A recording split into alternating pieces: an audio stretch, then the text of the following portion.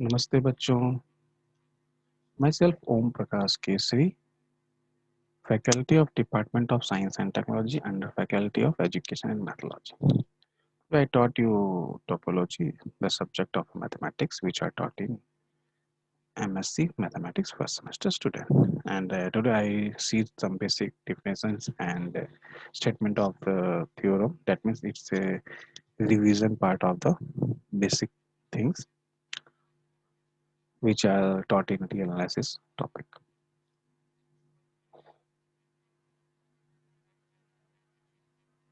Now, these are the lesson plan which are already discussed in your first lecture class. These are the steps for planning a lesson which are already discussed in your first lecture class.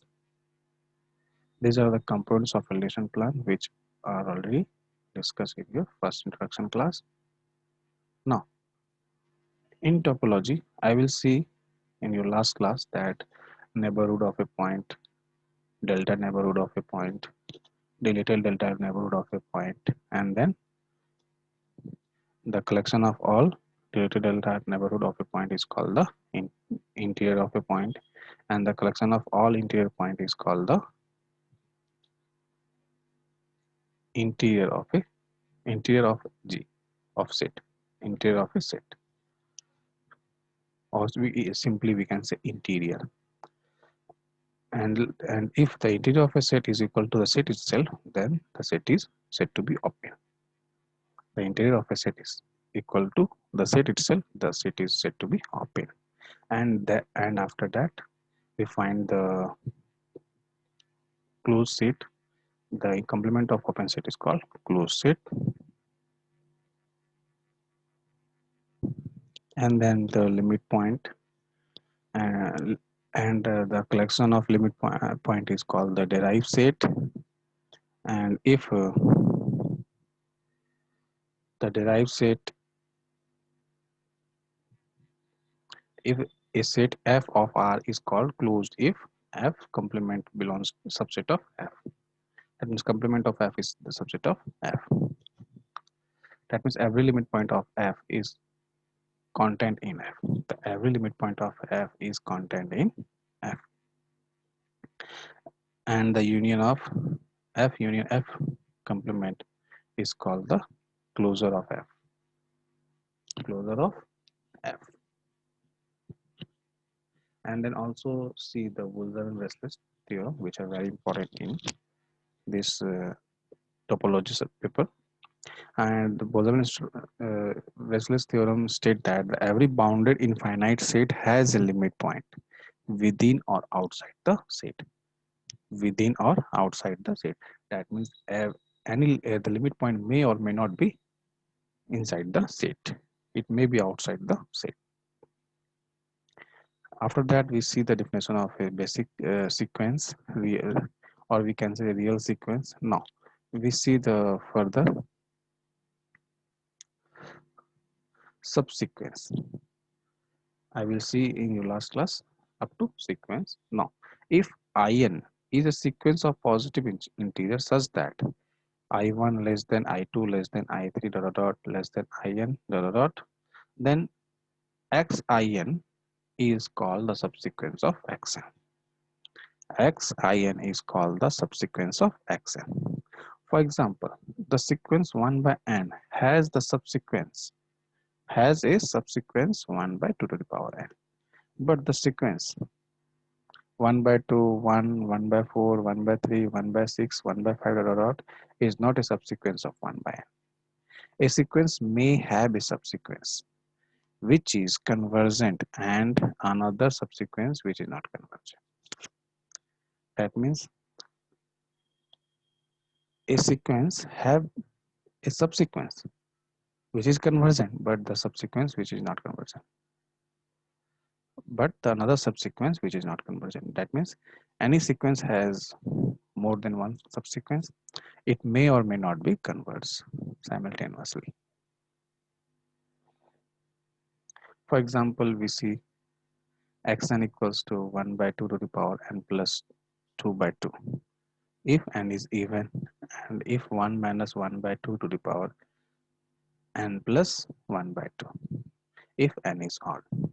Clearly, the sequence xn is not convergent, but is has a convergent subsequence 1 by 2, 1 by 4, 1 by 8, 1 by 6, etc.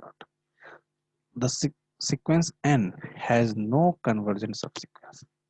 The sequence n has no convergent subsequence. This is the special case n. Normally n. That means 1, 2, 3, 4, 5, 6, 7, 8. It has no convergent subsequence. The condition that assure the existence of the convergent subsequence is contained in the following results, and the result is expressed as the theorem. Every bounded sequence has a convergent subsequence. That means if the sequence is bounded, then it has a convergent subsequence. It has a convergent subsequence.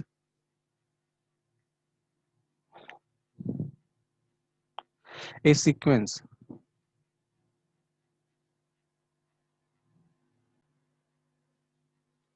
Now the sequence xn is called the Cauchy sequence. Some one says as Cauchy. Don't be confused with the word Cauchy and Cauchy. A sequence xn is called Cauchy sequence if for every epsilon greater than 0 there exists a positive integer n naught such that xm minus xn less than epsilon for all mn greater than or equal to n naught. That is, if the term of the sequence become arbitrary close to each other as n gets large. That means when we increasing the value of n, that means the number of interval will be increases, the points will converges to each other. Converges to each other. A simple arrangement proves that every convergent sequence is a Cauchy sequence. The simple arrangement proves that every convergent sequence is a Cauchy sequence. The converse is also true for the real sequence. The converse is also true for the real sequence. If a Cauchy sequence of integer, if xn is a Cauchy sequence of integer, then it is of the form x1 x2 xn x naught k k k k k. That is, the sequence is constant after nth term, nth and not term. Now, the next important topic is completeness. When we say that the sequence is said to be complete, a set k or a real number is said to be complete. A set k, or we can say real numbers, is said to be complete if every Cauchy sequence of xn of points in k converges to a point in k. Every Cauchy sequence xn of points in k converges to a point in k. That means we take any point from the k and taking the sequence, if the any point of the k converges inside the k, then we can say that this is the k is complete. The k is complete. Clearly z is a complete since every Cauchy sequence in z is convergent. Every Cauchy sequence in z is convergent, that means integer. The set q is not complete. The set q is not complete since the sequence 1 1.4 1.41 0.412 is convergent, and therefore Cauchy with the limit root 2 which is not a point of q. With the limit root 2 which is not the point of q, the set r is also complete. The set r is also complete. That means the set of integer and the real number are complete, but the set of rational number are not complete. Next is the compactness. Sorry. Next, the compactness. When we say that the set, set or subset is compact, the set is said to be compact. In the previous one, the set is said to be complete. The set is said to be complete, and here the set is said to be compact. Don't confuse with these two. A subset K of R is said to be compact if every family of open interval of R whose union content K has a finite subfamily which also covers K. That means they also cover K and K. That means K must be inside to that subfamily. That means covers K. That content that means covers K. Okay. That means R whose union contains K. That means K is inside the R. K is inside the R.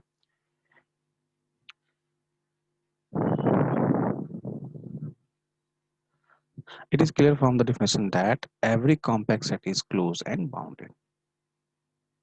Every compact set is closed and bounded. Every compact set is closed and bounded. It is clear. It will be noted that every complex set is closed and bounded. And now let us see the converse of this, true or not. All compact set of R will be fully categorized, and the Henny-Borel theorem says that every closed and bounded set in R is compact. Henny-Borel theorem says that any closed and bounded set in R is compact. Any closed and bounded set in R is compact. Please note all these points because all these points are very important. Just in the previous, we will see Boltzmann-Wessels theorem and now Henny-Borel theorem. In Boltzmann-Wessels theorem, I will see the limit point. That means every bounded infinite set has limit point. Every bounded infinite set has a limit point within or outside the set. And then next one is the every closed and bounded set in R is compact. Every closed and bounded set in R is compact. Now, in your next class, I will see some more definitions on the basic terminology. Now, this session is powered by the digital version 2.0, so the Vidyapeeth University Jaipur, and I hope all of you are satisfied with my digital session. If you have any queries, please mention in the comment box. I will try to resolve it. Thank you for watching my this lecture video. Thank you, bachcho.